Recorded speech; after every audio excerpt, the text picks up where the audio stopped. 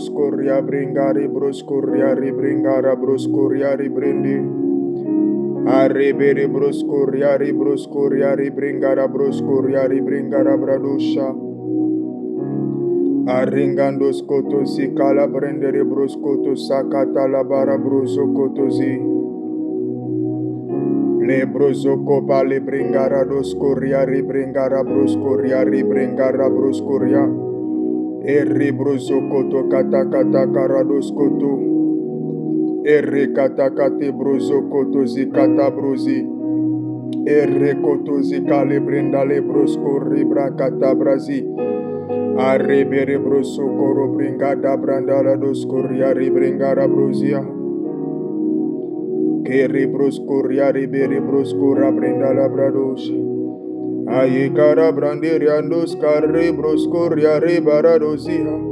Orre be barados koro breka barabradia. Père, au nom de Jésus, nous te rendons grâce, nous bénissons ton Saint-Nom. Seigneur, merci pour ces moments que tu nous permets de passer dans ta présence. Merci pour le mot du dimanche. Merci pour ta parole qui est partagée, qui est reçue, qui est consommée. Merci pour ta présence par le Saint-Esprit, où tu viens pour nous convaincre, où tu viens pour nous expliquer, où tu viens pour nous transformer. Seigneur, nous te rendons grâce. Merci pour la parole. Lorsque tu guéris, tu envoies une parole.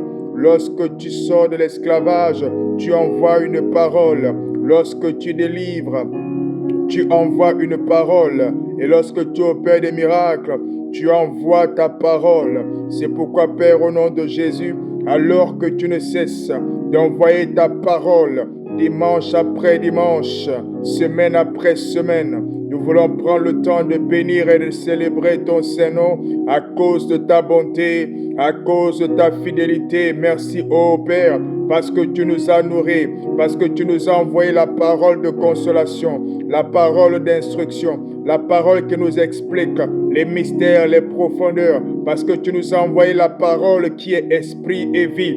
Père, nous te rendons grâce, nous élevons et nous célébrons ton nom, et nous voulons prier maintenant afin que, Abba Père, tu nous fasses la grâce d'être pleinement disposés, afin de recevoir ce que tu as prévu nous donner en ce jour, que nous soyons des cœurs fertiles, des terres fertiles, qui reçoivent la bonne parole, la bonne semence, et qui la laissent s'enraciner et donner du fruit au temps convenable, dans le nom de Jésus.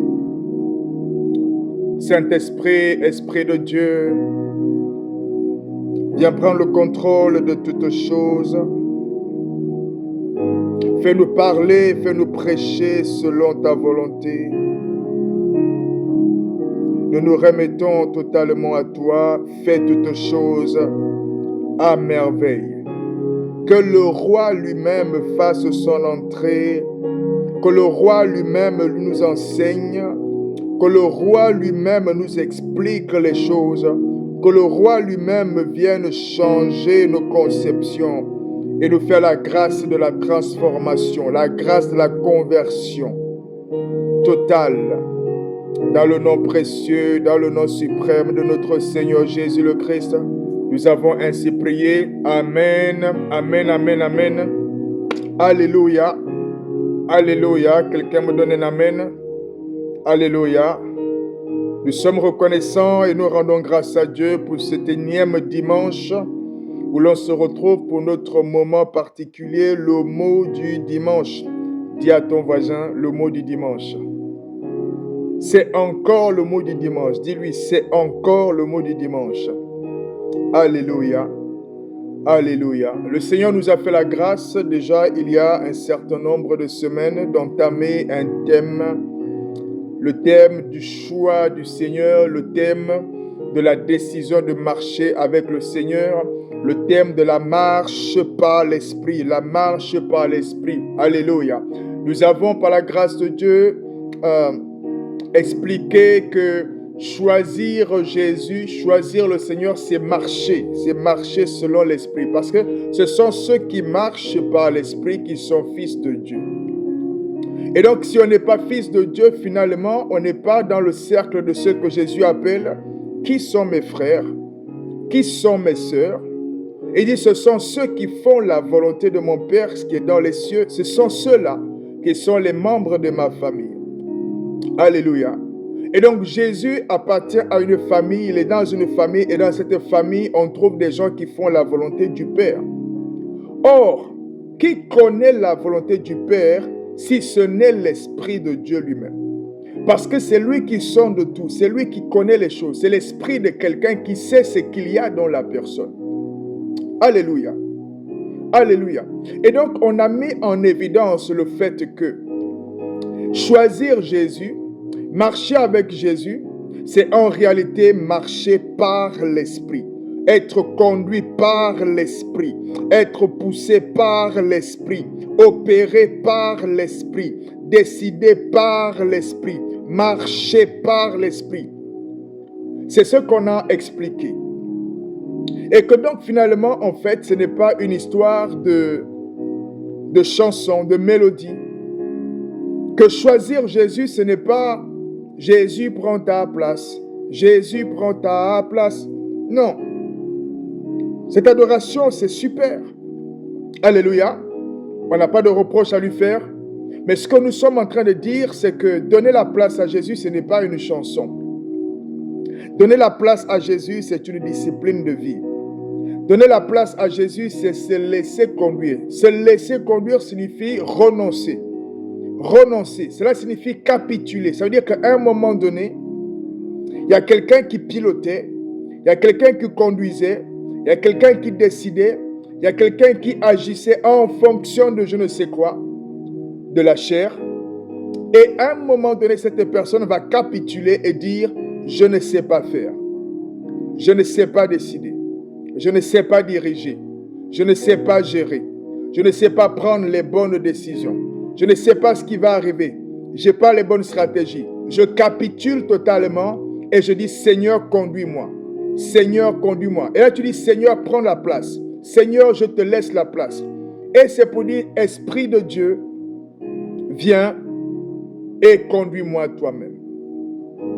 Viens et conduis-moi toi-même. » On avait ce passage de base, Galates chapitre 5, versets 16 à 22. Je vais lire les Écritures.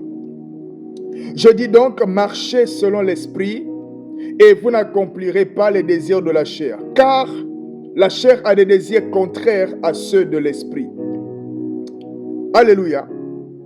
Et l'Esprit en a de contraires à ceux de la chair. Ils sont opposés entre eux afin que vous ne fassiez point ce que vous voudriez. Si vous êtes conduit par l'Esprit, vous n'êtes point sous la loi.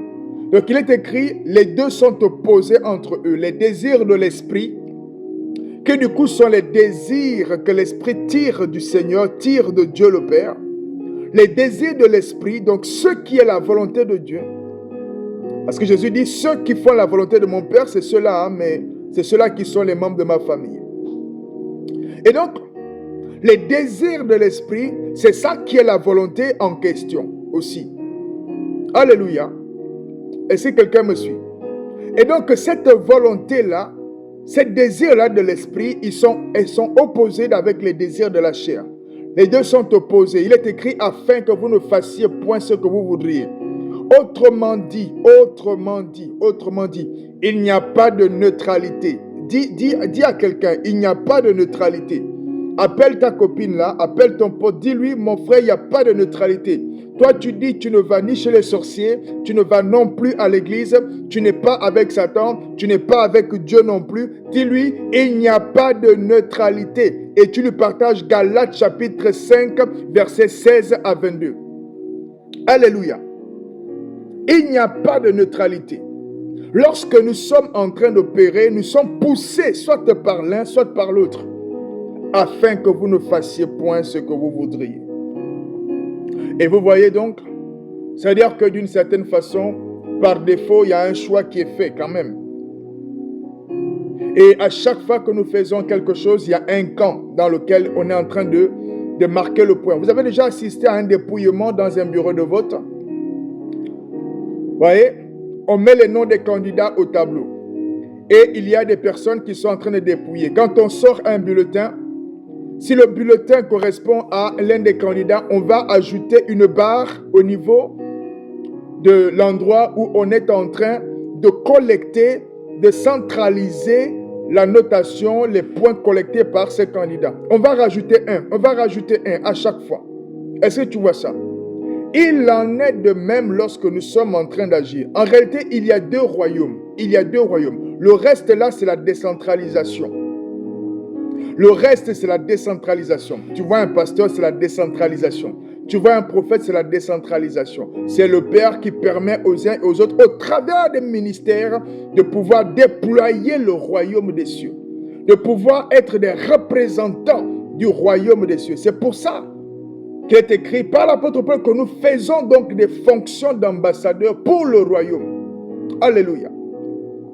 Et donc, à chaque fois que nous faisons quelque chose, à chaque fois que nous disons quelque chose, il y a quelqu'un dans cette assemblée-là où ils sont en train de noter où est-ce que le point est parti. On dit, ah, là, ce qu'elle est en train de faire là, ça correspond au camp de Satan. On va coucher. Là, elle vient de poser un pas pour les ténèbres. Là, ce qu'elle est en train de faire là, ça c'est pour le Seigneur. Ah, ça va bénéficier pour le royaume des cieux. Alléluia. Les désirs de la chair et les désirs de l'esprit sont opposés de sorte à ce qu'on ne fasse pas ce que l'on veut. Mais que à chaque fois qu'on est en train d'opérer, on est poussé par quelque chose. C'est pour ça, marcher par l'esprit, c'est aussi donc crucifier la chair. Marcher par l'esprit, c'est donc dire à la chair, tais-toi, tais-toi. I don't listen to you. I don't listen to you. Marcher par l'esprit, c'est un mot de dire à la chair, écoute, arrête de m'embêter. Arrête de m'embêter. Je ne veux pas t'écouter, je veux marcher par l'esprit. Parce que quoi qu'il arrive, la chair, elle envoie des informations. Est-ce que tu me suis? Quoi qu'il arrive, elle envoie les informations. D'ailleurs, nous allons le voir. Nous allons le voir. Donc aujourd'hui, notre thème, c'est quoi? C'est laisser la place à Jésus. Laisser la place à Jésus en neutralisant la 5e colonne. Laisser la place à Jésus en neutralisant la 5e colonne. Je vous recommande ce livre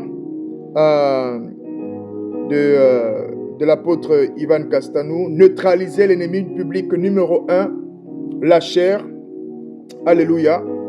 Il y a de temps en temps, je vais puiser une notion là-dedans afin de pouvoir apporter quelque chose avec des éléments qui sont un peu moins incomplets. Voilà, on va le dire comme ça. On va le dire comme ça. Donc, on avait déjà abordé un certain nombre de points. D'accord? Donc, on s'est posé la question, mais alors, donc, marcher par l'esprit, donc, c'est ne pas marcher par la chair. Mais dans la chair, il y a quoi? On a commencé à lister un certain nombre d'éléments. C'est en ce sens que nous avons vu le passage de Galates chapitre 5, verset 19. Or, les œuvres de la chair sont manifestes. Ce sont l'impudicité, l'impureté, la dissolution, l'idolâtrie, la magie, les inimitiés, les querelles, les jalousies, les animosités, les disputes, les divisions, les sectes, l'envie, l'ivrognerie, les excès de table et les choses semblables. Alléluia. Et donc, on a déjà parlé de l'impudicité, de l'idolâtrie, de la jalousie, des disputes, des divisions, de l'ivrognerie. On a même abordé le mensonge. D'accord? On a même abordé le mensonge en le plaçant dans la catégorie et les choses semblables. Alléluia. Alléluia. Aujourd'hui, le Seigneur nous a mis à cœur, m'a mis à cœur de ne pas juste piocher quelque chose dans cette liste-là, mais de parler stratégie, de parler comment ça marche, de parler méthode, Laisse la place à Jésus. Laisse la place à Jésus en neutralisant la 5e colonne. Alléluia. Donc, on va avoir un premier point qui est celui de la définition. On va regarder c'est quoi la 5e colonne. On va voir de quoi est fait la chair. Deuxième point. On va regarder quelques dégâts, pas beaucoup, juste quelques dégâts de la chair. Et on va prendre un 4e point qui est une recommandation, ce qu'il faut faire. Ce qu'il faut faire. Et par la grâce de Dieu, on va terminer avec un temps de prière. Alléluia. Quelqu'un me donne un amen? Quelqu'un me donne un amen? Alléluia. Alléluia. Alors, point numéro 1, définition. C'est quoi la 5e colonne? Aïe. C'est quoi la 5e colonne? Vous vous rappelez autant? Alors vous vous rappelez? Non. Tu ne te rappelles pas, tu n'étais pas là. Au temps de l'esclavage. Au temps de l'esclavage, de la traite qu'on appelait la traite négrière. Alors, je n'en parle pas pour susciter des pensées, etc. Hein. C'est juste pour aller dans la définition. Vous allez comprendre mon point. Pendant la traite négrière, il y avait dans certains villages des chefs coutumiers, dans certains lieux, des chefs de ces lieux-là, qui étaient eux-mêmes les vendeurs, les commerçants, des membres du village. Et donc, qui, lorsque un esclavagiste doit accoster, doit arriver, il a déjà deviné, lui-même, le chef coutumier a déjà désigné les personnes qu'il va donner en esclavage. Ça veut dire que ces personnes, lorsqu'elles sont venues, pour certaines, ce n'était pas toujours comme ça. Lorsqu'elles viennent à des endroits, vois-tu, elles ne viennent pas toujours avec les armes de violence. Elles ne viennent pas toujours avec les bombes, non. Mais il y a quelque chose qui, de l'intérieur, leur permet de rentrer en collaboration et donc d'obtenir la chose et donc de faire capituler finalement la ville, le village, de sorte que ça devient pour eux comme un marché où ils viennent prendre des choses en contrepartie d'un miroir. Est-ce que quelqu'un me suit? Je vais prendre un autre exemple. Cet exemple, il est tiré de ce livre « Neutraliser l'ennemi public numéro 1, la chair » de l'apôtre Ivan Cassanou. Il prend l'exemple du général Franco lorsqu'il marchait sur l'Espagne. Donc, ils avaient déjà 4 colonnes qui étaient en train de marcher contre la ville. Et à un moment donné, le général dit que on va s'appuyer sur la 5e colonne afin de pouvoir atteindre la ville. On va s'appuyer sur la 5e colonne afin de pouvoir atteindre la ville. Donc, les généraux à côté, ils ne comprennent pas trop. On dit, mais chef Franco, en fait, on a 4 colonnes, un peu comme 4 bataillons. Et les 4 colonnes sont déjà en train de marcher contre la ville. 5e colonne là, on n'est pas au courant. On n'a pas un autre régiment. Il n'y a pas un autre bataillon. De quoi tu parles exactement? Est-ce qu'on doit faire quelque chose? Est-ce qu'on doit recruter? Est-ce qu'on doit peut-être faire venir d'autres bataillons ou autres? Et là, le général leur dit, la 5e colonne, ce sont nos agents à nous, mais qui sont infiltrés au sein de l'Espagne, au sein de Madrid. Oui. Ce sont les gens qui sont du camp de l'ennemi, qui agissent pour le compte de l'ennemi et qui sont infiltrés de l'autre côté. Est-ce que tu vois ça? Il dit, c'est ça la 5e colonne. C'est ça la 5e colonne. Donc, il est en train de nous expliquer que il y a différents types d'ennemis. On peut avoir plusieurs types de classifications. Il y a des ennemis, on peut les classer selon la puissance des armes. Donc, il y a ceux qui attaquent avec le caillou. Voilà, ça c'est David. Voilà, avec la fronde. Voilà. Il y a des ennemis avec des armes à feu. Et leur marque, c'est quelques armes à feu. Il y a des ennemis où peut-être c'est l'arme atomique, l'arme nucléaire. Vous voyez, ça c'est une autre catégorie. Et donc, en réalité, en fonction de quel ennemi tu as en face, tu adoptes une stratégie différente. À des moments, soit tu vas te défendre, à des moments, tu vas juste aller conclure un accord. Est-ce que tu m'entends? Tu vas aller conclure un accord. À des moments, lorsque tu sais que lui, c'est la bombe atomique. Et moi, je suis peut-être au caillou. Et donc, il ne se déplace même pas pour venir jusqu'à moi, mais il appuie sur un bouton à distance. Mais il y a aussi des types d'ennemis selon leur positionnement. Il y a des ennemis, ils sont vraiment à l'extérieur. Ils sont à l'extérieur. Et ils nous attaquent depuis l'extérieur. Ça, c'est différent. Et donc, on riposte, on peut même tirer dans tous les sens. Mais il y a de ces ennemis-là, c'est depuis l'intérieur. Les êtres humains ont dit la mort ne vient pas de loin. Ils ont dit la mort ne vient pas de loin, c'est de l'intérieur de la maison. Jésus lui-même, pour être trahi, avait besoin de Judas à l'intérieur, dans le groupe des 12. La mort ne vient pas. Il avait besoin d'une 5e colonne intérieure qui marche contre lui et qui le livre à l'ennemi. Alléluia. Et donc, il y a des ennemis qui viennent de l'intérieur. Et ça opère depuis l'intérieur du peuple. Et du coup, c'est quelque chose, c'est assez difficile. Parce qu'ils sont à l'intérieur. Donc, tu imagines, la ville est fortifiée. Il y a une grande tour, une grande barrière. Elle est vraiment fortifiée, épaisse. Il y avait vraiment des grandes tours. Elle est vraiment épaisse. Et vous avez tout barricadé en vous disant, on va combattre contre l'ennemi qui va venir de l'extérieur. Et là, en fait, le problème, c'est que l'ennemi n'est pas juste à l'extérieur, l'ennemi est déjà à l'intérieur. Et tu vois, et c'est compliqué. Parce que dans le peuple qui est à l'intérieur, qui est l'ennemi? Les gens sont mélangés. Qui est l'ennemi? Quand le peuple est en train de faire quelque chose, qui fait la chose? Est-ce que c'est quelqu'un qui est vraiment un Madrilène, un Espagnol, ou c'est un infiltré qui est en train d'agir? Vous voyez, ça rend vraiment la chose complexe. Il y a la confusion. Tu ne sais pas qui fait quoi. Qui est vraiment qui? Il y a la confusion.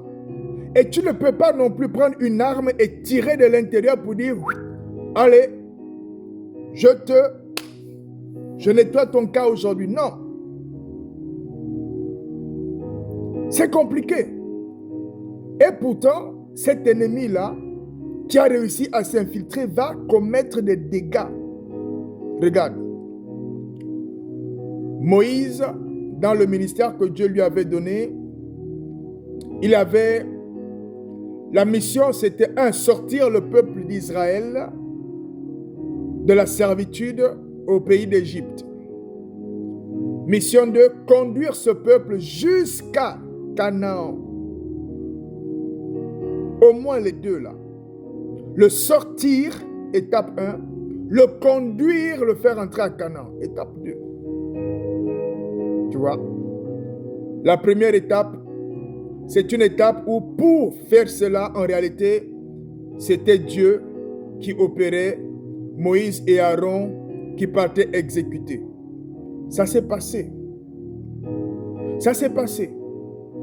Deuxième étape, conduire le peuple là pour l'amener à Canaan. C'est là où le peuple a été décimé. La génération qui est sortie d'Égypte là n'est pas rentrée à Canaan. Est-ce que Satan était venu? Est-ce que c'était Satan? Dieu lui-même est en train de les conduire. Il se tient devant, il se tient derrière. Dieu lui-même est en train de les nourrir. Dieu lui-même est en train de leur donner à boire. Dieu lui-même leur donne des vêtements, des chaussures. Dieu lui-même les guérit. Donc Satan n'est pas là. Dieu est en train d'opérer directement avec son peuple. Mais ils sont sortis de la servitude, mais ils n'ont pas pu entrer à Canaan. Ils n'ont pas pu entrer. Les œuvres de la chair, idolâtrie, le veau d'or, les murmures, les calomnies, les impudicités. Le jour du veau d'or, là, c'était un jour de fête. Vous connaissez ce genre de boutique où c'est quoi, les boîtes d'échangisme ou je ne sais pas trop quoi là. C'est un jour de fête. Ils ont bu et le peuple a fait la fête. Ce jour-là, il en tomba des milliers, des milliers, des milliers. Alléluia. Alléluia. Sodome et Gomorrhe ont été détruits. À cause de quoi? À cause des œuvres de la chair. L'abomination. L'abomination.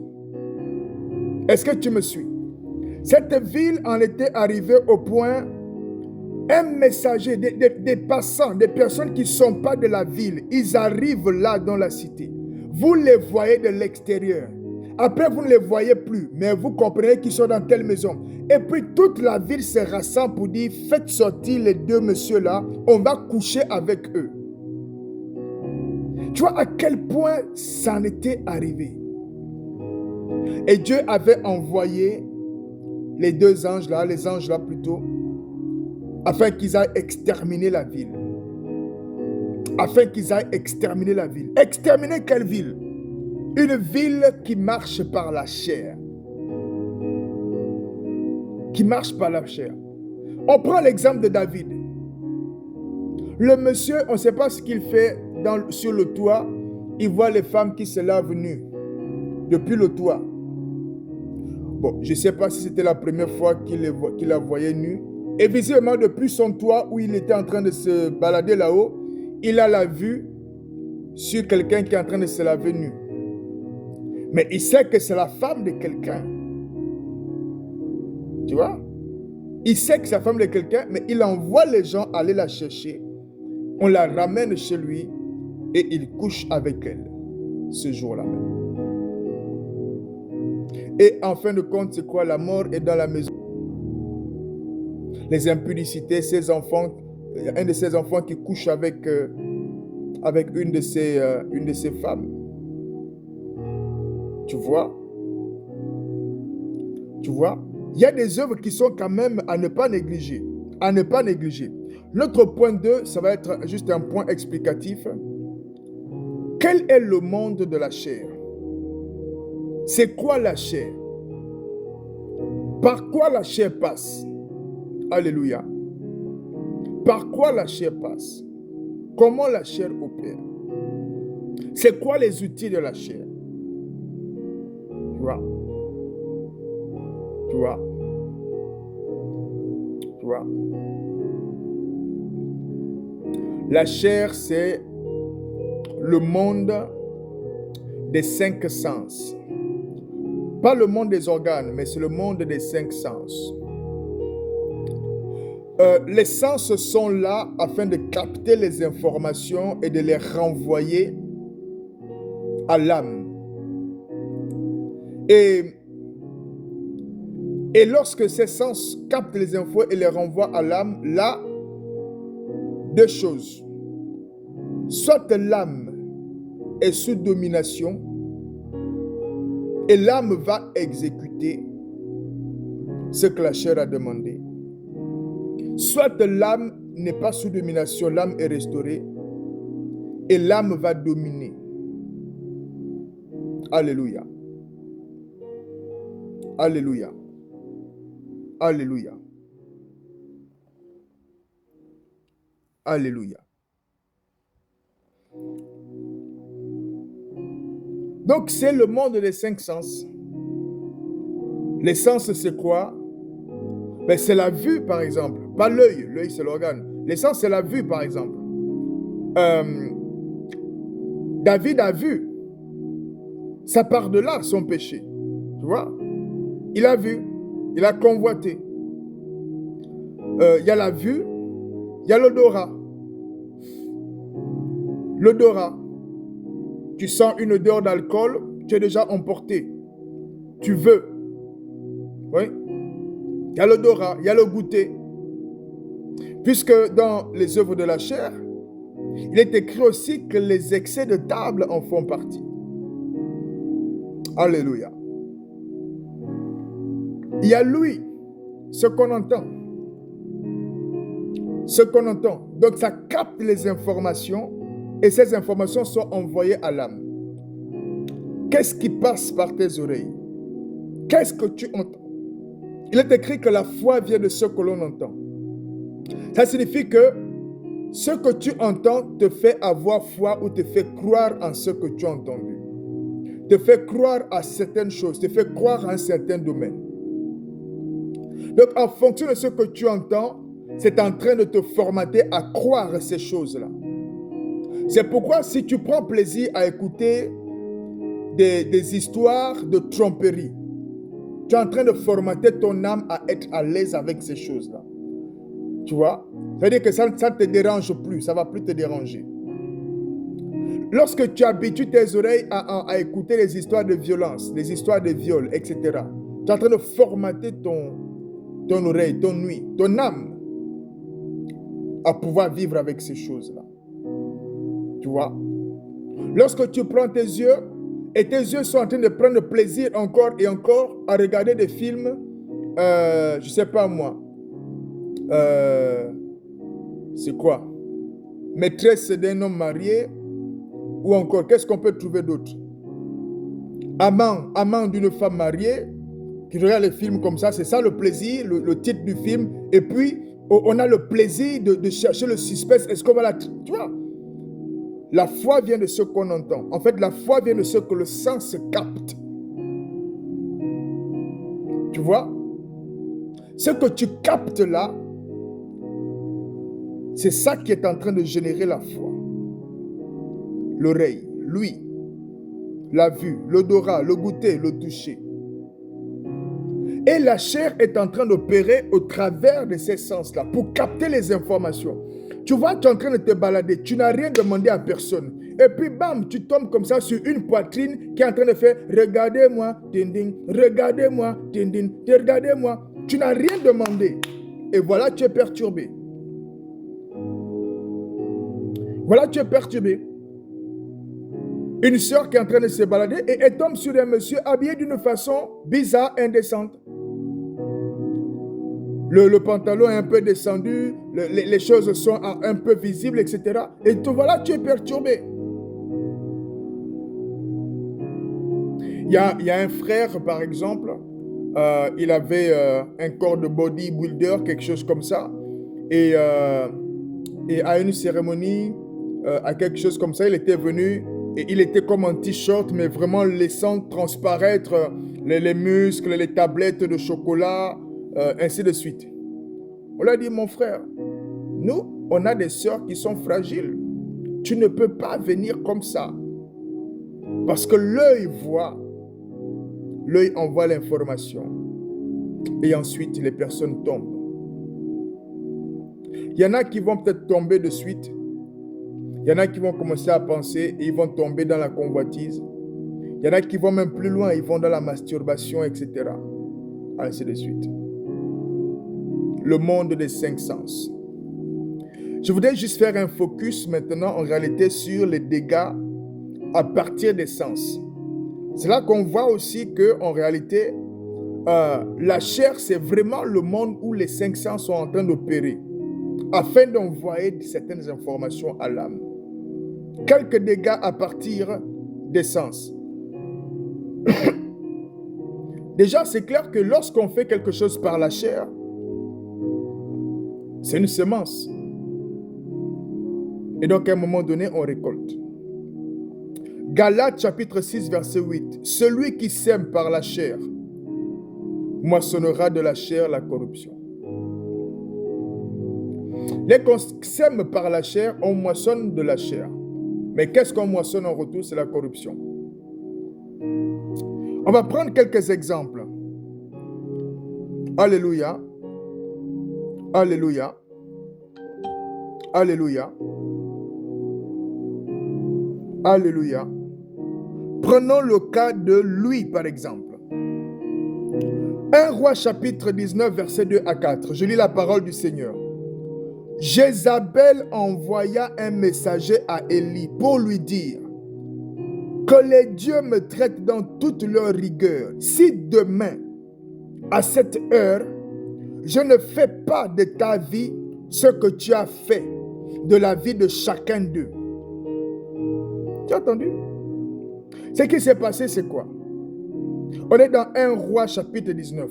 Mais dans le chapitre 18, Élie a rassemblé les prophètes de Baal. Il les a défiés. Il a dit, si votre Dieu là est vraiment Dieu, venons, construisons les autels, on va voir lequel de Dieu va mettre le feu sur son autel. Le Dieu de Baal n'a pas allumé le feu. Et Élie a fait tuer les prophètes de Baal. Tous, ils ont fait tuer. Alors qu'il venait d'accomplir un acte avec autant de puissance, d'autorité, Élie reçoit un message de la part de Jézabel, une femme. Il vient de faire face à des dizaines et des dizaines de prophètes qu'il a égorgés, des prophètes de Satan. Et là, il y a une femme qui envoie un message. Elle dit que les dieux me traitent dans toute leur rigueur. Si demain à cette heure, je ne fais pas de ta vie ce que tu as fait de la vie de chacun d'eux.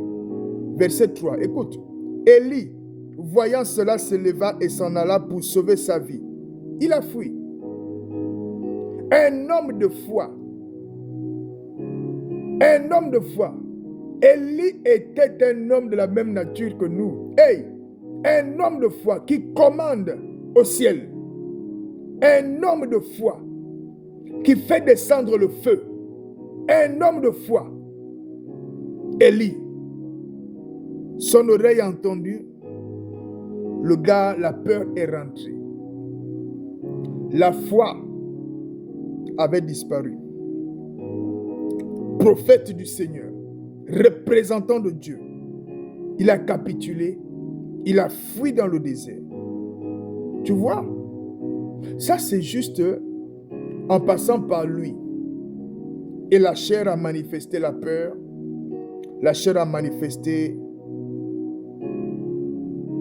Tu vois, finalement la foi elle est où? Prenons un autre exemple, avec la vue. David et la femme du rue. 2 Samuel chapitre 11 verset 2 à 3. Version Bible du Semeur. Je lis la parole de Dieu. Or, vers le soir, après avoir fait la sieste, David se leva et alla se promener sur le toit en terrasse de son palais. Il allait sur le toit. De là, il aperçut une femme qui se baignait. Cette femme était très belle. Il a aperçu. Il a aperçu une femme qui se baignait. Donc, il a vu une femme nue. Et après avoir vu la femme nue, qu'est-ce qu'il a fait?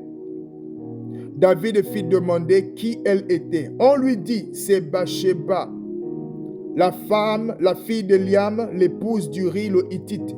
Il a les informations, mais l'œil a déjà vu. Il sait,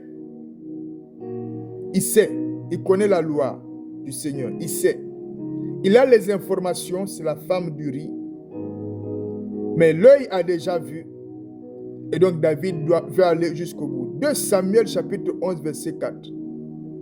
David envoya des messagers la chercher. Elle se rendit chez lui et il s'unit à elle. Donc elle est partie chez lui. Ils sont allés la chercher et elle est partie avec eux. Cette nuit-là, David a couché avec la femme d'Uri. Est-ce qu'il connaît la loi de Dieu? Oui. L'Éternel est mon berger, je ne manquerai de rien. Il me fait marcher dans de verts pâturages. Oui. David, le psalmiste. Oui, l'homme selon le cœur de Dieu. Les yeux ont collecté l'information, la vue a été activée et l'âme est tombée. Tu vois? L'âme est tombée. Revenons maintenant un peu dans le jardin d'Éden. J'aime bien revenir dans le jardin d'Éden. Ève et le fruit. Ève et le fruit. Oui. Ève et le fruit. Donc on est dans Genèse chapitre 3. Le serpent est venu rôder. Donc il a entamé une discussion particulière avec Ève. Ève parle avec le serpent. Ça. Chapitre 6. Genèse chapitre 3 plutôt verset 6. La femme vit que l'arbre était bon pour la nourriture et plaisant pour la vue. Tu vois. En fait, pendant que Ève est en train de discuter avec le serpent, lui est en train de capter les informations et les envoyer à l'âme. C'est en train de préparer la disposition pour tomber, pour faire ce qu'il ne faut pas.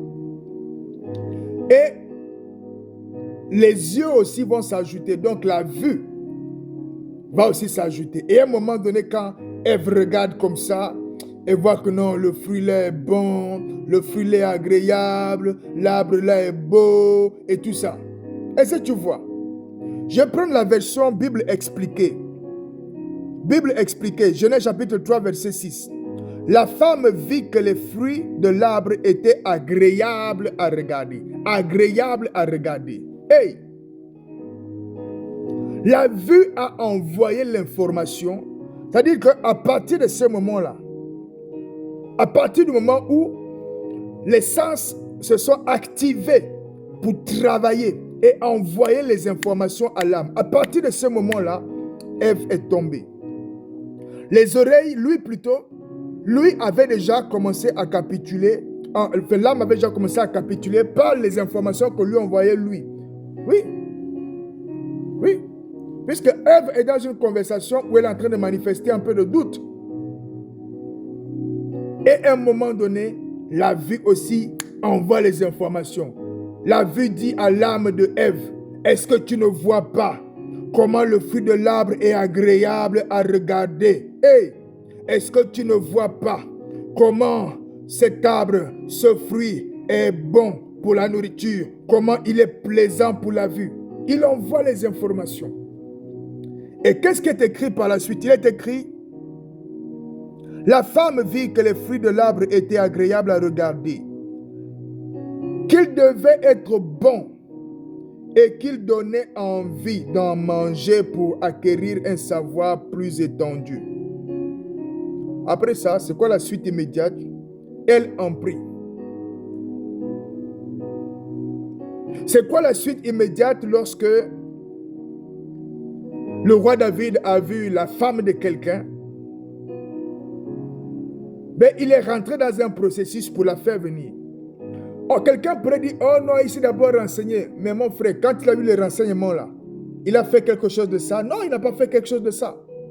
Parce qu'on peut se dire que les renseignements là, c'était afin de voir s'il peut ou s'il ne peut pas. Mais quand on voit le contenu, le rendu des renseignements, et que ce rendu là est en train de dire, normalement, tu ne peux pas, tu ne dois pas. Mais malgré cette information, il est allé. Donc, dès lors qu'il a vu, le papa a commencé à travailler. Il a peut-être juste fait une conversation. Oh oui, c'est qui, tout ça, pour juste voir. Peu importe ce que vous allez dire, allez-y me la chercher. Allez-y me la chercher. Allez-y me la chercher. C'est ce qu'elle a fait.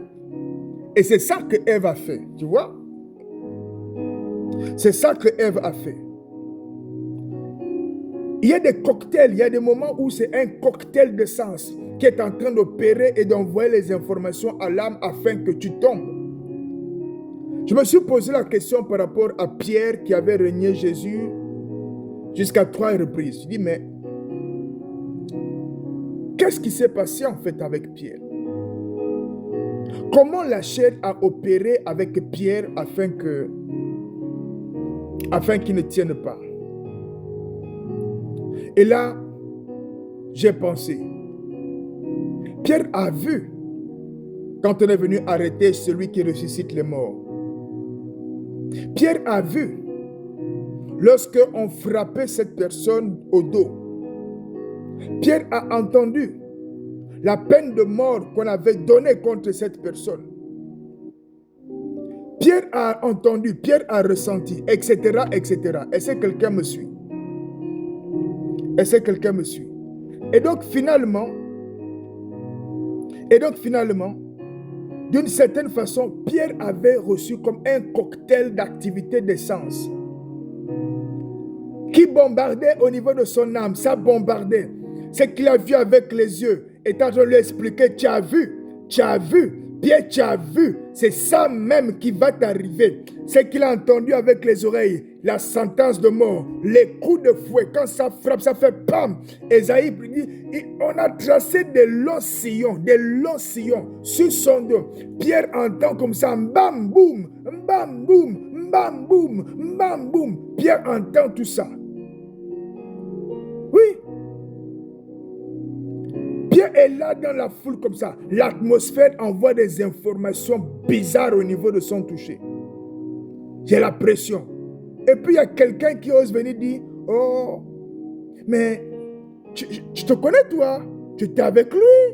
Puis il dit, hey, hey, hey, hey, hey, hey, hey, hey, hey, hey. Voici quelqu'un qui est contre ma vie ici là. D'où tu m'as vu avec lui? D'où tu m'as vu avec lui? Je le connais point. Je le connais point. Pierre a été bombardé. Bombardé. Tu vois? Et il a fini par tomber aussi. Il a fini par tomber. Il a fini par tomber. Mais j'aimerais quand même en profiter pour te dire ceci, tu vois. David est tombé. Le Seigneur ne l'a pas abandonné. Le Seigneur a envoyé l'instruction afin de le recadrer. Et en fonction de comment David se situe, ça continue. David s'est humilié. Dieu a fait grâce. Mais quand même, il a bu la coupe. Tu vois. Pierre a été triste. Il s'est repenti. Pierre a été triste. Lorsque le coq a chanté pour la deuxième fois, Pierre s'est souvenu. Jésus l'a regardé. Pierre s'est souvenu. Il est sorti de là où il était. Il est allé pleurer amèrement. Il est allé pleurer amèrement. Et lui aussi, il a eu son opportunité pour la suite. Il n'a pas été rejeté. Quand le Seigneur revient, le Seigneur lui dit, Pierre, est-ce que tu m'aimes? Peut-être que Pierre s'attend à ce que le sujet soit sur la table. Mais le Seigneur lui dit juste, paie mes brebis, occupe-toi des autres, paie mes brebis. Jusqu'à 3 reprises, il lui repose la même question et il lui redonne lui-même la même réponse. Occupe-toi des autres, paie mes brebis, occupe-toi des autres, prends-en soin, prends-en soin. Tu vois? C'est comme pour dire, la chair vient introduire une forme de distraction par rapport à ce à quoi le Seigneur t'attend, ce à quoi le Seigneur t'appelle. Quelqu'un, tu as un appel particulier. Quelqu'un, il y a quelque chose que tu dois faire. Mais la chair vient te distraire par rapport à cette mission. La chair vient te distraire. Elle vient te rajouter des éléments intercalaires, des saisons, des moments qui n'avaient pas du tout leur place là. Au commencement, ce n'est pas ça qui avait été défini pour toi. Au début, ce n'est pas ça que le conseil secret, le conseil restreint de Dieu avait décidé pour toi. Mais à un moment donné, à cause de la chair, où tu es parti ajouter telle personne, tu es parti ajouter telle chose, tu as ajouté telle activité, tu allais ajouter tel vêtement bizarre. Voici des choses se sont mélangées, se sont ajoutées dans une destinée qui ne devait pas se retrouver, ne devait pas fonctionner comme ça. Et on a du retard. Voilà comment David a dû passer une semaine. Il ne mange pas, il ne boit pas, il fait le jeûne, il pleure, il prie. Une semaine. Pendant une semaine, le pays n'a pas de roi. Pendant une semaine, on n'a pas de réunion stratégique. Pendant une semaine, on n'a pas de décision. Pendant une semaine, le roi ne rend pas de jugement. Le pays est à terre pendant une semaine. Une semaine de perdu. Combien de ministres devaient apporter des choses à signer? Combien de directeurs de cabinet devaient faire valider des choses? Combien de conseillers devaient aborder des sujets avec lui? Pendant une semaine. Ralentissement. Ralentissement. Ralentissement. La chair nous emmène là où Dieu ne nous a pas appelés. Et la chair nous maintient même là où Dieu ne nous demande pas d'être.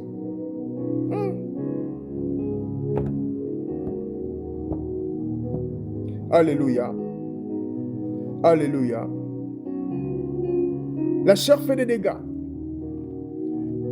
La chair fait des dégâts. Et donc, qu'est-ce qu'on peut faire? Qu'est-ce qu'on peut faire par rapport à la chair? Qu'est-ce qu'on peut faire?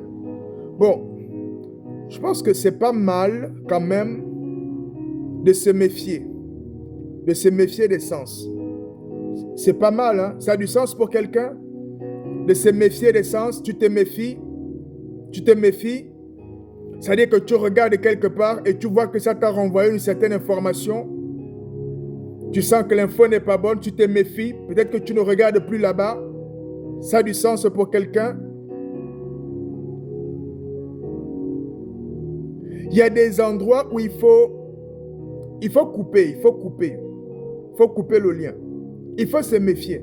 Marc 8, verset 15, Jésus leur fit cette recommandation. Gardez-vous avec soin du levain des pharisiens.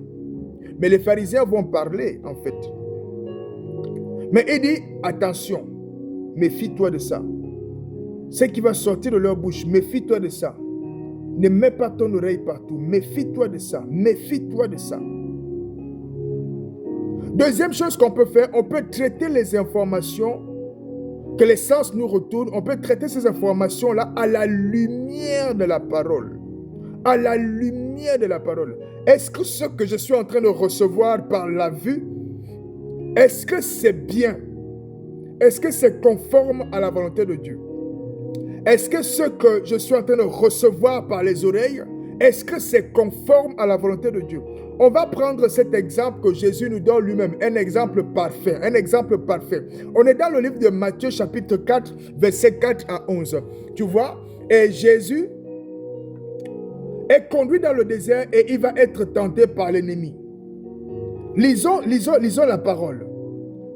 Jésus répondit, lorsque Satan vient pour la première fois, et le diable lui demande de transformer les pierres en pain. Jésus lui répondit, il est écrit, l'homme ne vivra pas de pain seulement, mais de toute parole qui sort de la bouche de Dieu. Lui a envoyé une information. Jésus prend l'information, il traite l'information à la lumière de la parole de Dieu. Il dit non, en fait, ce que je viens d'entendre là, ce n'est pas correct, parce qu'en réalité, la parole de Dieu me dit que l'homme ne vivra pas de pain seulement, mais de toute parole qui sort de la bouche de Dieu.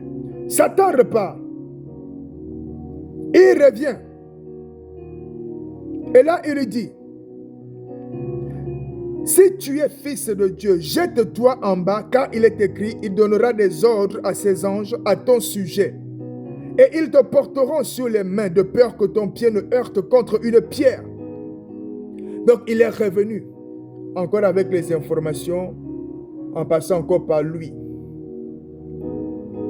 Qu'est-ce que Jésus fait? Jésus prend l'information, il analyse l'information à la lumière de la parole de Dieu.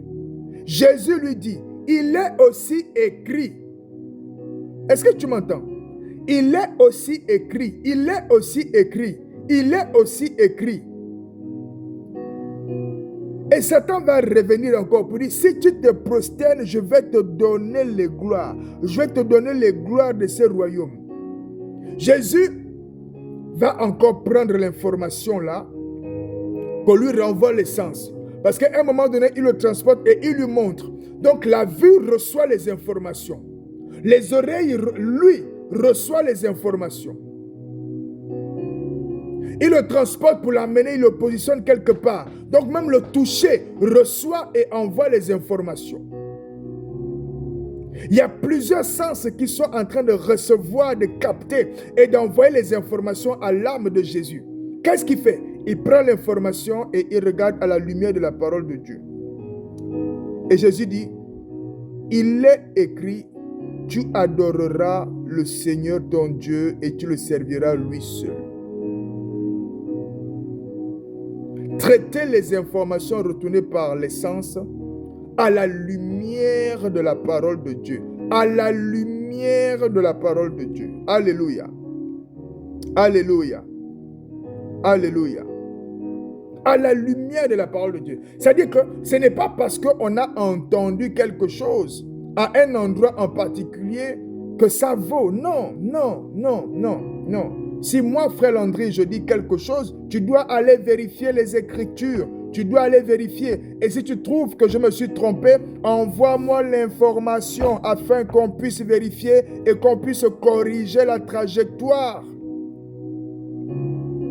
Galates chapitre 1, verset 8. Mais, quand même, un ange du ciel annoncerait un autre évangile que celui que nous vous avons prêché, qu'il soit anathème. Jean-Baptiste dit, celui qui vient d'en haut est au-dessus de tous. Il parlait de Jésus. Celui qui vient d'en haut est au-dessus de tous. L'apôtre Paul nous précise ici, si même il y a un ange qui vient du ciel et qui vient nous dire des choses qui ne sont pas conformes à cette parole que nous avons prêchée, que cet ange-là soit mis dehors, mis dehors. Ça veut dire quoi? Que les informations qui sont retournées par les sens, l'oreille, la vue, le toucher, le goûter, etc., doivent être pesées à la lumière de la parole de Dieu. Si tu sens que le frère Landry est en train de dire des mensonges, tu as les versets, ne l'écoute pas. Ne l'écoute pas. Non, écoute, si tu es convaincu qu'il ment, tu prends ta parole, tu vérifies, tu vérifies, tu vérifies. Ne prends pas l'information en question. Fais bien tes recherches et puis ne prends pas l'information. Il y a des choses, parfois, on écoute des gens sur Internet. Quelqu'un en train de prêcher sur... Et on aime bien parce que la personne, quand elle parle, il y a quelque chose qui est distillé. Laisse-moi te dire qu'il y a les serpents de langue. Il y a les serpents de langue. Quand la personne parle, il y a une séduction qui est envoyée. Il y a une séduction, une séduction.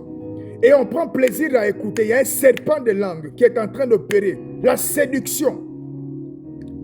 Et pourtant, lorsque on s'assoit avec la vérité de la parole de Dieu et qu'on regarde, on cherche le Seigneur à l'endroit de la personne. Tu dis, mais le Seigneur est où en fait? J'ai très bien compris que ici, ou à tel endroit, ou là où tu es là, il y a telle chose, oui, il y a telle chose, il y a telle prière, mais Dieu est où? Alléluia. À la lumière de la parole de Dieu. Prendre le temps d'évaluer les informations que les sens renvoient à la lumière de la parole de Dieu. Si ce que le sens envoie comme information est rejeté par la parole, que cette information-là ne soit pas ce sur quoi on va s'appuyer pour agir. En gros, finalement, l'âme-là qui doit opérer aujourd'hui, cette âme doit pouvoir choisir entre ce que le sens a envoyé et ce que la parole de Dieu ou encore l'esprit a envoyé. Et donc, dès que l'esprit envoie, on fait. Mais dès que le sens envoie, on analyse. On analyse. On analyse. Troisième point de sagesse, éviter d'exposer les sens à la réception de mauvaises informations. Oui. Toi-même, tu sais déjà qu'à tel endroit, le sens va collecter les mauvaises informations pour les envoyer à l'âme. Tu sais que quand je vais rentrer dans tel type de boutique, mon nuit va collecter tel type d'informations, des chansons grossières, des personnes habillées de façon prostitutionnelle. Et je vais rentrer avec ces informations-là qui sont en train de bombarder l'âme. Voilà, maintenant tu veux prier, tu as une vision, tu as les visions des fesses des gens, tu as les visions des poitrines, tu as les visions des têtes de certains hommes. Non. Il y a des endroits où tu ne dois pas aller.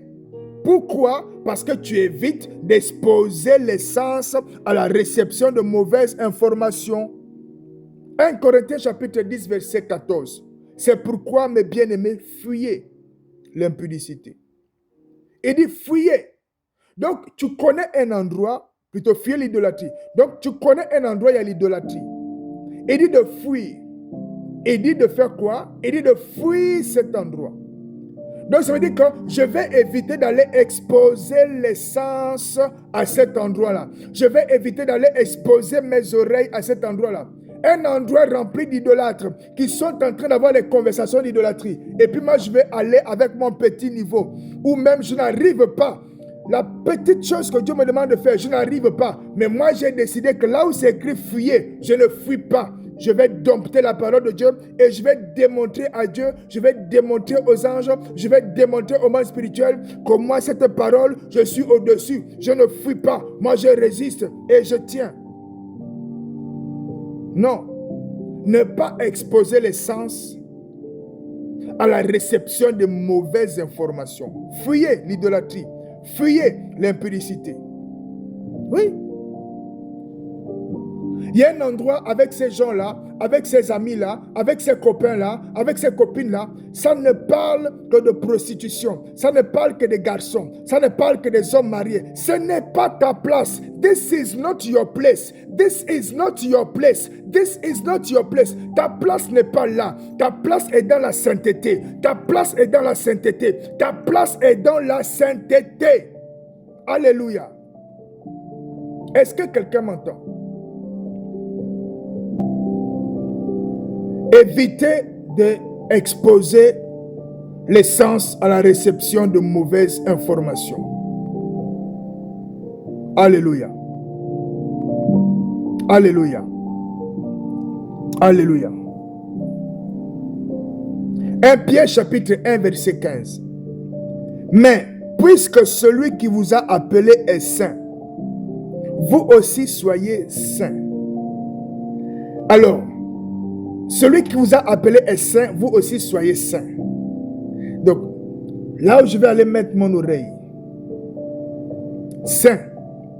Là où je vais aller mettre mes yeux, là je parle des organes parce que c'est par là que le sang se collecte l'info. Là je vais mettre mes yeux, saint. Là où je vais aller mettre ma langue, saint. Là où je vais mettre mon nez. Attends. Comment ça que ton plaisir, c'est être à cet endroit-là pour faire les pauses avec ceux qui sont en train de fumer, de fumer. Et toi, tu respires. What is the problem? What is the problem? Aïe. Marchez de façon droite. Évitez d'exposer les sens à la réception de mauvaises informations. Proverbe chapitre 4, verset 25 à 27. Que tes yeux regardent en face. Que tes paupières se dirigent devant toi. Considère le chemin par où tu passes et que toutes tes voies soient bien réglées. N'incline ni à droite ni à gauche et détourne ton pied du mal. Quoi? Ça, c'est quelques sagesses pour pouvoir faire quoi? Quelques sagesses pour pouvoir éviter de marcher selon les informations que retournent les cinq sens, ou voire même d'éviter de laisser les sens là nous envoyer des informations qui vont venir bombarder notre âme. Oui. À force d'humer ces odeurs-là, à un moment donné, voilà, du lundi à vendredi, c'est l'odeur de la cigarette, tu respires. À un moment donné, ça va te manquer. Oui.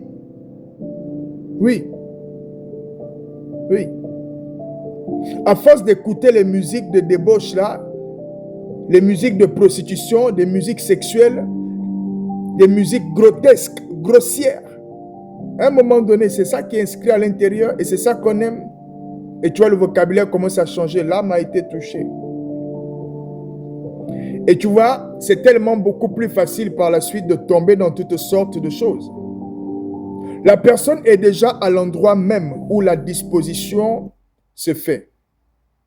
La personne est déjà à l'endroit même où la disposition à cette chose-là se fait. C'est pour ça que, en étant là, en étant dans certains endroits, en étant dans certaines boutiques, en étant dans certains lieux, en étant avec certaines compagnies, il va être beaucoup plus facile de tomber, beaucoup plus facile d'aller dans les infidélités, beaucoup plus facile d'aller dans la prostitution, beaucoup plus facile d'aller dans la corruption, d'aller dans les mensonges, beaucoup plus facile de marcher complètement de façon débauchée, en fonction de ce à quoi on s'expose, en fonction de à qui on s'expose, à qui on expose nos oreilles, on prépare une disposition à marcher soit par l'esprit, soit par la chair. Alléluia. Alléluia. Alléluia. Alléluia. Et donc, autre chose qu'on peut faire là, c'est quand même la décision de restaurer l'âme. La décision de restaurer l'âme, parce que finalement, c'est là que se situe la bataille. C'est là que se situe la bataille, c'est-à-dire que les sens vont envoyer les informations, mais c'est l'âme qui maintenant va devoir dire, moi je fais pas. Maintenant, imagine l'âme là, c'est une âme de gamine, une âme de gamin. C'est-à-dire que la personne a 38 ans, la personne a 40 ans, mais ça c'est sur le papier. Dans les faits, quand tu parles avec la personne, c'est un enfant. La personne a 50 ans, mais quand la personne est en train d'opérer, c'est un enfant.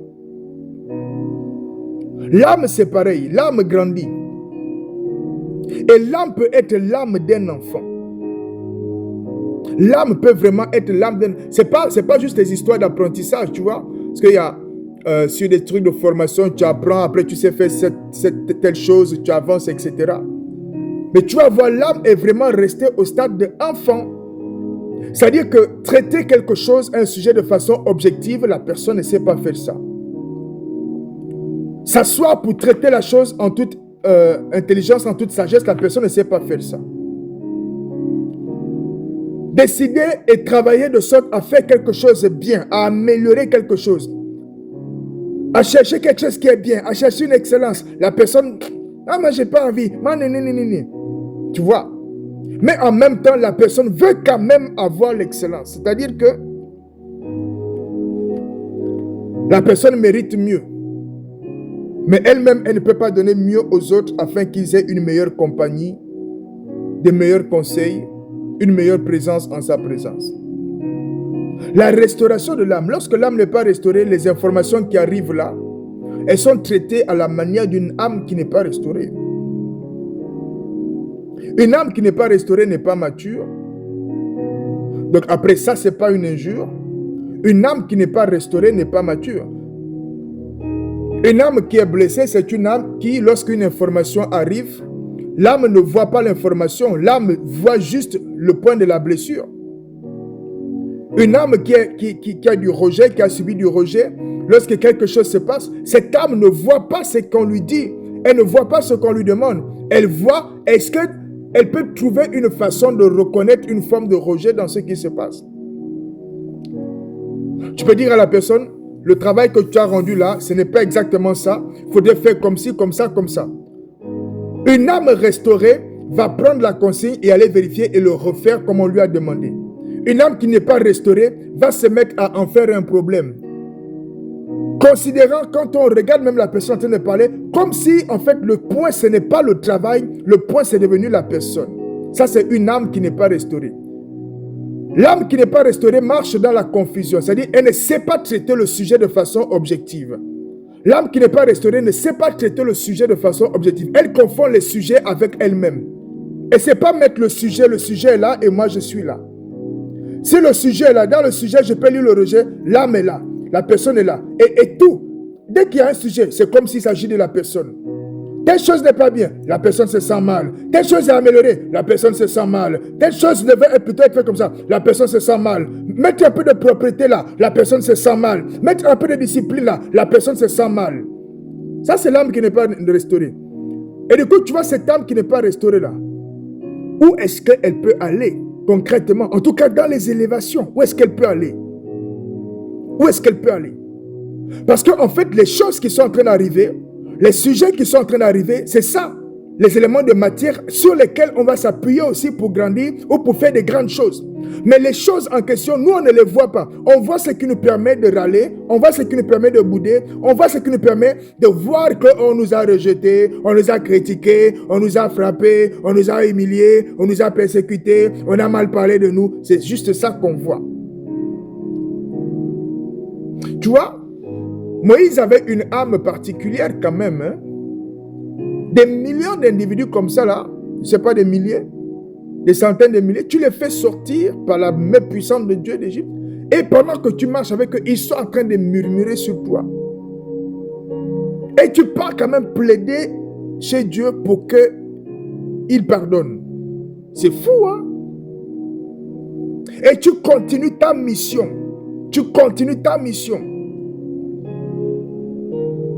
C'est vraiment un point important, la restauration de l'âme. Nous prendrons le temps, par la grâce de Dieu, d'aborder à nouveau ce point. Alléluia. Une âme non mature, elle peut être héritière, mais sans jouir de cet héritage. Galates chapitre 4, verset 1 à 2. Aussi longtemps que l'héritier est un enfant, il ne diffère en rien d'un esclave. Ça, c'est l'âme de la personne. C'est-à-dire qu'on ne peut pas lui donner les choses. Tu vois, il y a des choses on ne peut pas te donner. Il y a des choses qu'on ne peut pas te donner. Non pas qu'on ne t'aime pas. Mais tu fais le désordre. Ce que tu es en train de contester, quand on regarde, on cherche la sagesse dans ce que la personne est en train de faire. On fouille, on a du mal à trouver. Tu vois, c'est bien de dire, voici ce qui est fait, voici ce que je pense, j'explique comme ça. On regarde, ça tient la route.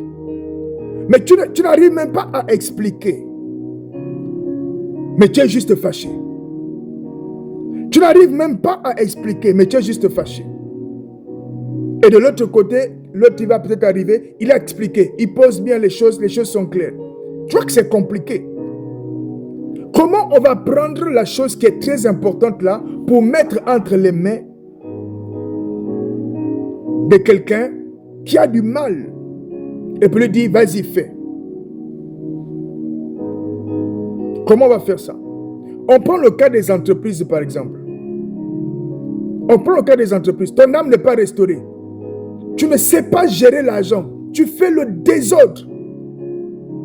Ta maison est un désordre. Ta chambre est un désordre. Ton placard est un désordre. Ta cuisine est un désordre. Rien que dans ton organisation personnelle, c'est un désordre. Il n'y a rien qu'on sait trouver pour dire où est telle chose. Tu es toujours en train de tout chercher, monsieur. Toujours en train de tout chercher, madame.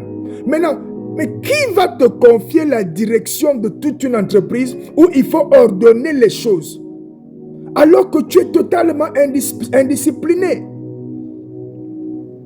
Tu vois, au commencement, comme on était, la restauration nous conduit aussi un peu à ça. Tu vois, Adam prend le temps d'aligner les animaux, il passe un à un, il leur donne les noms. Toi, tu es chien, toi, tu es chat, toi, tu es serpent, toi, tu es ver de terre, toi, tu es papillon, toi, tu es hippopotame. Il prend le temps. C'est la discipline du travail.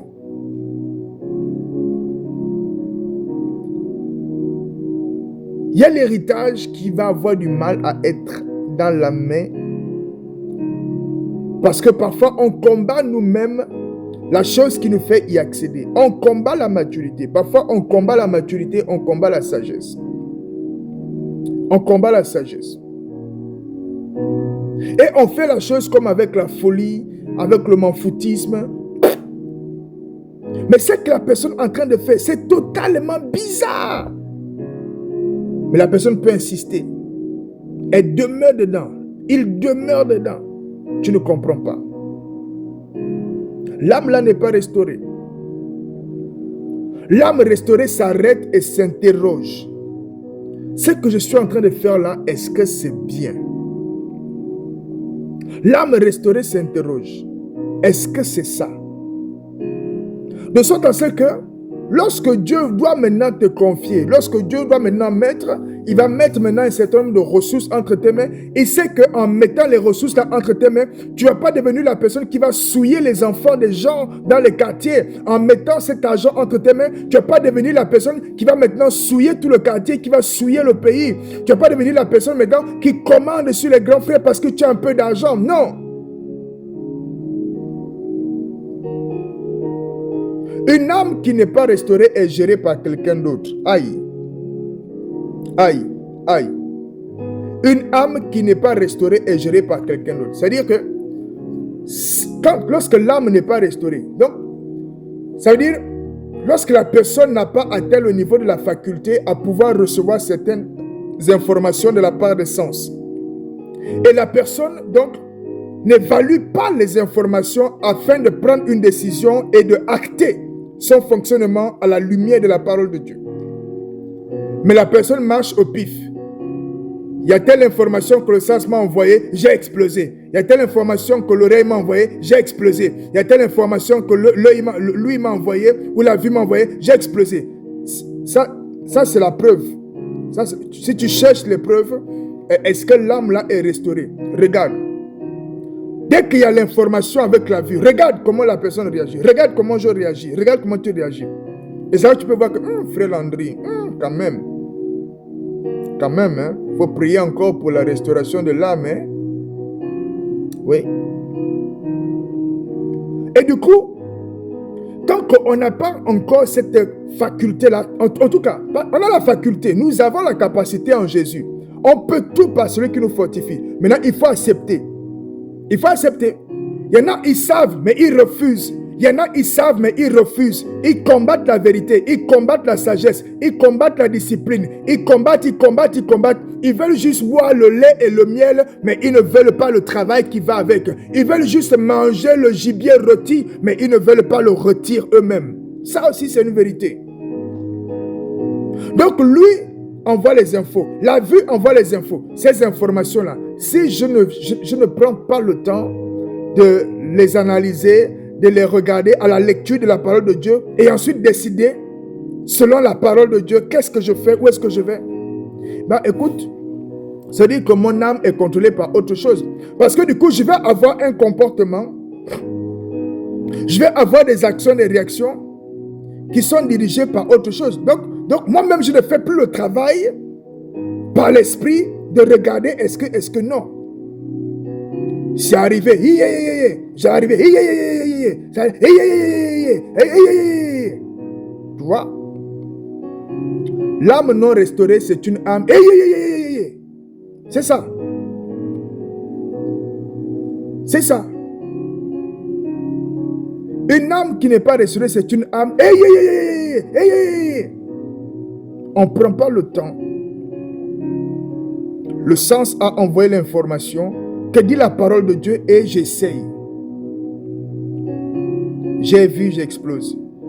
J'ai vu, j'attache le visage. J'ai vu, je boude. J'ai vu, je ne parle plus. J'ai vu, je suis fâché.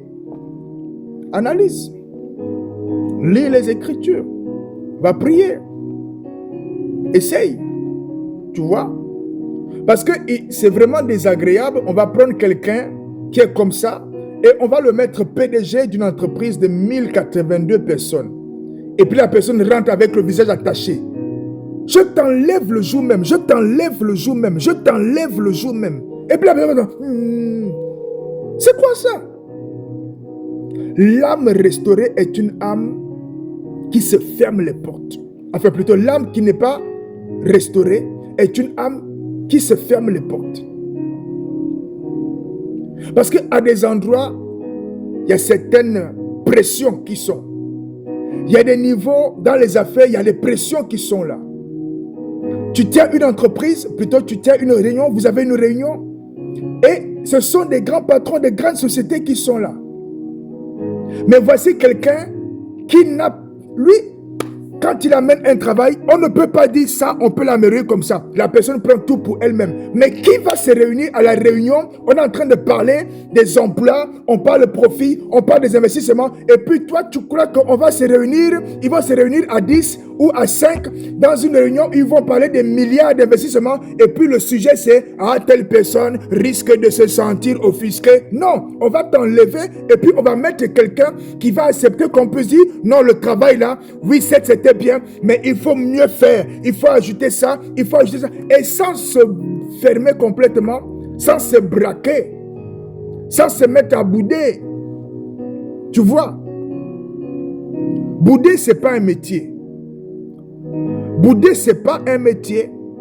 Il y a des personnes, elles ont une expertise développée en boudage. Bouder, ce n'est pas un métier.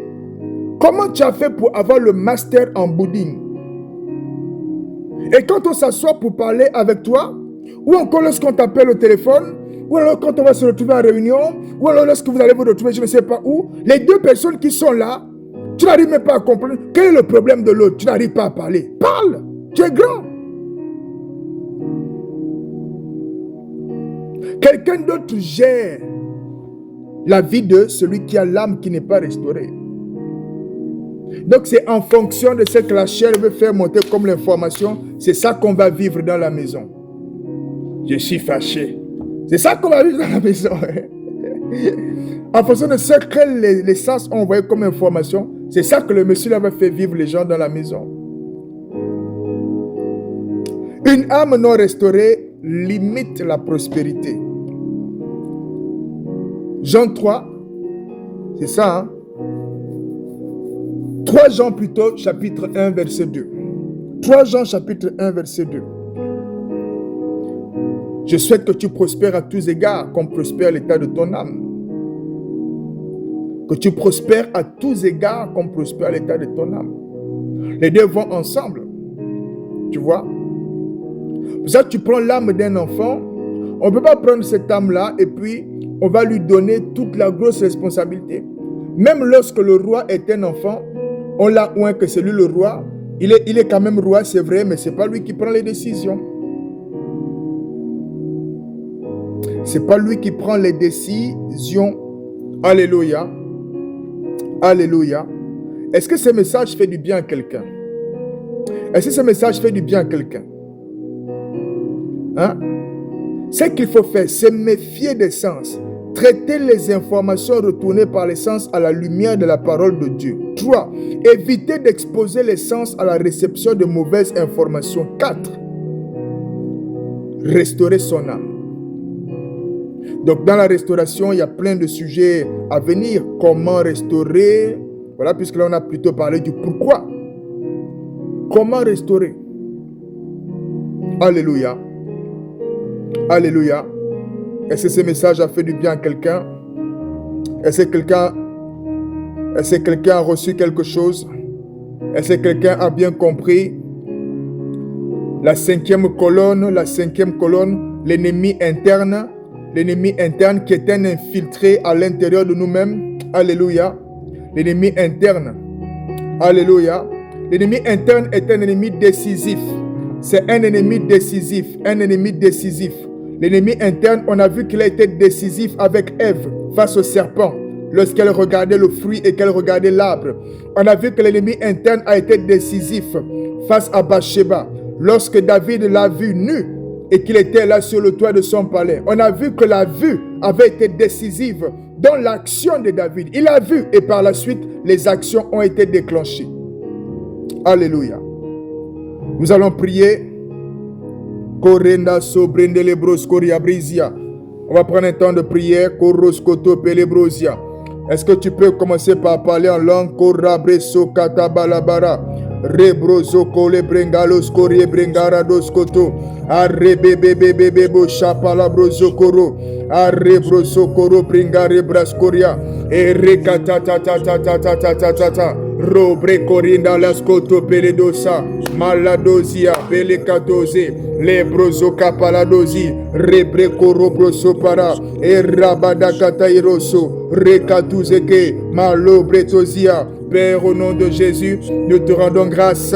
Merci pour cette parole qui vient pour nous toucher, qui vient pour nous convaincre, qui vient pour nous ouvrir les yeux. Merci, ô Père, parce que tu viens nous rendre compte, tu viens nous faire réaliser que la cinquième colonne, c'est un ennemi interne. Ce sont des infiltrés, c'est la chair. Ce sont les 5 sens qui envoient des informations particulières à l'âme afin de la faire capituler, afin de la faire opérer d'une certaine façon qui serait conforme à la chair. Père, au nom de Jésus, nous te bénissons pour cette parole. Nous te bénissons pour cette révélation. Korobre kaladozi. Rebratuza kete katoze, robrozo kotozia, le brenge de kete, rebrozo kotozi, rebrozo kotoze, la brozu kalabrande, korakati marusa, korobrozo kotozi, le brendula masoto, kalu brengere brosa, korakata librosi, la kata kata kata, korabra sukata, rebrenge deze, robrengoros koto, kalebra supelebrosia, au nom suprême de Jésus. Au nom de Jésus. Nous allons prier et nous allons demander à Dieu de nous rendre conscients, des dégâts que cause la chair, les dégâts que causent les informations remontées par les sens. Nous allons prier afin de nous rendre conscients des dégâts qui sont causés. Les dégâts qui sont causés. Malasokete lebosha. Brendos Koto Zikata. Si on est conscient des dégâts qui sont causés, cela nous amène aussi plus facilement à éviter et à traiter la chose avec plus de sérieux. Dans le nom de Jésus, dans le nom de Jésus, dans le nom de Jésus. Galates 6, verset 8. Celui qui sème pour sa chair moissonnera de la chair la corruption, mais celui qui sème pour l'esprit moissonnera de l'esprit la vie éternelle. Père, au nom de Jésus, nous te prions maintenant, fais-nous grâce, oh Dieu, ouvre-nous les yeux, fais-nous comprendre, donne-nous la conscience de ce que lorsque l'on sème par la chair, on moissonne la corruption, de ce que lorsqu'on sème par la chair, on moissonne la corruption. Quand on sème par la chair, on moissonne la corruption. Viens nous convaincre, viens nous rendre conscients. Mareko Sokoto, rends-nous conscients des dégâts qui sont causés à partir des sens, des dégâts qui sont causés à partir des informations qui nous sont retournées par les sens. Au nom de Jésus, au nom de Jésus. Au nom de Jésus. Romains chapitre 8, verset 6. L'affection de la chair, c'est la mort, tandis que l'affection de l'esprit, c'est la vie et la paix. Père, au nom de Jésus, rends-nous conscients, Seigneur, rends-nous conscients de ce que l'affection de la chair conduit à la mort. L'affection de la chair conduit à la destruction. L'affection de la chair conduit aux dégâts. Rends-nous conscients, éveillons-nous la conscience. Les koroskosope lebrosi, remakatakata, rebrozukeria, rebrozokotozi, rekosokoto, lebrandu lebrosa, ratuze katozi, lopreko lebrosi, marande katize brosa. Au nom de Jésus, au nom de Jésus, au nom de Jésus. Nous allons prier afin que Dieu nous donne la grâce. La grâce d'éviter d'exposer les sens à la réception des mauvaises informations. La grâce d'éviter d'exposer les sens à la réception des mauvaises informations. 1 Corinthiens chapitre 10. 1 Corinthiens chapitre 10, verset 14. C'est pourquoi, mes bien-aimés, fuyez l'idolâtrie. 1 Corinthiens chapitre 6, verset 18. Fuyez l'impudicité. Alléluia. Alléluia. Les mauvaises compagnies corrompent les bonnes mœurs. Père, au nom de Jésus, nous te prions. Koroskore brengara broskoria rebrengara. Rebrengoroskoro broskoria rebrongara branderes karibrosi. Rakata brondorios koto brengara brandosha. Rekata bratorios koto ziabrada. Rebrangoros koto sakata. Rebarabrasimo rokoto. Arebeketezia. Ereberebosa. Ereberebozi. Erebrozokopara. Arekoroskoto. Ibrondorios koria. Rimakatakata. Rekatuzekete. Rebosokata. Marekozia. Marozokoto. La grâce d'éviter les lieux où nos sens sont exposés aux mauvaises informations. La grâce d'éviter d'exposer nos sens. La grâce d'éviter d'exposer nos sens. Là où elles remontent les mauvaises informations, les informations impures, les informations de la chair, les informations de débauche, les informations de mort, les informations de mensonges, les informations d'idolâtrie, les informations de désobéissance, les informations d'infidélité. Père, au nom de Jésus, manifeste en nous par le Saint-Esprit la grâce d'éviter l'exposition des sens à la réception des mauvaises informations. Au nom de Jésus, nous allons prier, nous allons demander à Dieu de nous faire la grâce de traiter les informations retournées par les sens à la lumière de la parole de Dieu. À la lumière de la parole de Dieu. La parole de Dieu qui est une lumière à nos pieds. Une lampe à nos pieds. Une lumière sur nos sentiers. Comme avec Jésus face au diable. Qu'il nous soit possible de répondre, il est écrit. Que l'on puisse évaluer l'information qui nous est parvenue. Et que cette information soit traitée à la lumière de la parole. À la lumière de la parole. À la lumière de la parole. Au nom de Jésus. Au nom de Jésus. Au nom de Jésus. Mandezo Calabrosia. Au nom de Jésus. Nous allons prendre encore ce point de prière et nous allons demander à Dieu la grâce d'être conscient de la nécessité de restaurer son âme. La grâce d'être conscient de la nécessité de restaurer son âme. Brongarabros Korie, Brengarabros Koria, Rebrengarabros Koria, Rebrengarabrosi. Marangandeze kete satatatata. Koreka sokoro bresa lebroso korobaria. Korre brese bros Koria, Rebrengaramo sokorobara. Rebeka barabroso koro brengarabrosu kerebresia. Romains chapitre 8, verset 3. Car chose impossible à la loi, parce que la chair la rendait sans force. Dieu a condamné le péché dans la chair. Romains chapitre 8, verset 3. Dieu a condamné le péché dans la chair. Dieu a condamné le péché dans la chair. Père, dans le nom de Jésus, nous prions, Abba, que tu nous rendes conscients de la nécessité de restaurer son âme, de restaurer son âme, de restaurer son âme, de restaurer son âme, parce que c'est l'âme restaurée qui est l'âme qui est prête à recevoir l'héritage, parce que c'est l'âme restaurée qui prospère davantage. Nous prions, ô Abba Père, dans le nom de Jésus, pour la grâce, la conscience de la nécessité de restaurer son âme, de restaurer son âme, de restaurer son âme, de restaurer son âme, au nom suprême de Jésus. Corre brengarabros koria rebrengarabradocha. O rabozo kotozi kalabradosha. E remakatoze kete kazia. Rekoso kotozi katabalabosha. Au nom suprême de Jésus-Christ, nous avons ainsi prié. Amen. Amen. Et donc, qu'est-ce que nous avons dit? Nous avons montré que il existe ce qu'on appelle la 5e colonne, l'ennemi interne, qui n'est pas en train d'opérer favorablement à nous. Mais c'est un ennemi qui se situe à l'intérieur et qui agit pour le camp opposé. Car Dieu a condamné le péché dans la chair. C'est pourquoi, tu vois, c'est très important de ne pas perdre, de ne pas avoir le regard sur les lieux exacts de bataille.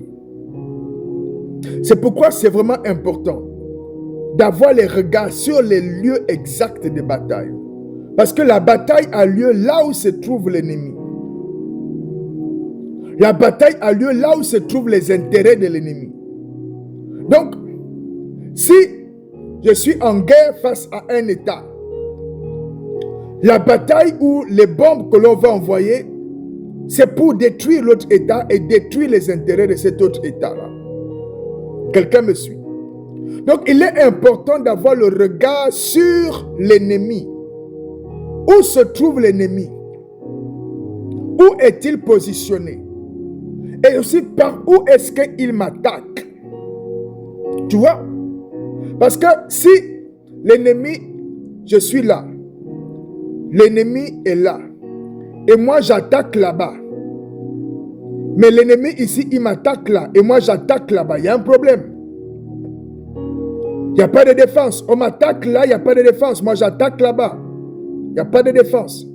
C'est important d'avoir le regard tourné pour avoir les yeux à l'endroit des champs de bataille.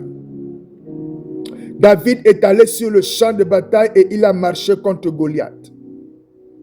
Moïse est allé vers Pharaon et il a marché vers le palais. Est-ce que tu comprends? C'est important d'avoir les yeux fixés vers la position de l'ennemi et de marcher vers ce lieu.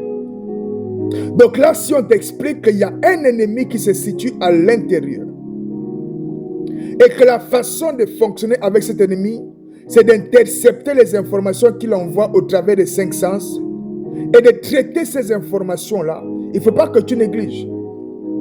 Il faut vraiment de la vigilance à ce niveau. de la vigilance. Alléluia. Nous avons terminé pour aujourd'hui. J'espère que ce mot du dimanche a fait du bien à quelqu'un, a fait du bien à un homme, à une femme. Alléluia. Alléluia. Je crois par la grâce de Dieu que nous y reviendrons, notamment sur la partie de l'âme pour creuser un peu en profondeur selon la grâce de Dieu. Amen, amen, amen. Alléluia. Nous allons donc juste prendre le temps de clôturer ce temps. Père, au nom de Jésus, nous te bénissons. Merci pour la manière que tu nous as conduits. Merci pour ce message. Merci pour ta parole. Nous prions, ô Père, que cette parole nous parle, qu'elle nous touche, qu'elle nous rajoute de la crainte vis-à-vis de toi. Ô Dieu, qu'elle emmène nos yeux à regarder vers les champs de bataille véritables et à ne pas sous-estimer. Parce que Ève, Adam sont tombés en passant par là. Parce que David est tombé en passant par là. Parce que tout un peuple transporté et conduit par Moïse, par ta puissance, est tombé par là dans le désert. Toute une génération est tombée par là dans le désert. Père, au nom de Jésus, nous te supplions, ouvre-nous les yeux, ouvre-nous l'esprit, afin que l'on puisse identifier correctement les actions, les opérations, les activités de la chair à l'intérieur de nous, et que l'on sache neutraliser cela. Merci pour toutes choses. Merci Père. Dans le nom suprême de Jésus-Christ, nous avons ainsi prié. Amen. Amen. Amen. Excellent dimanche à tous et que Dieu vous bénisse.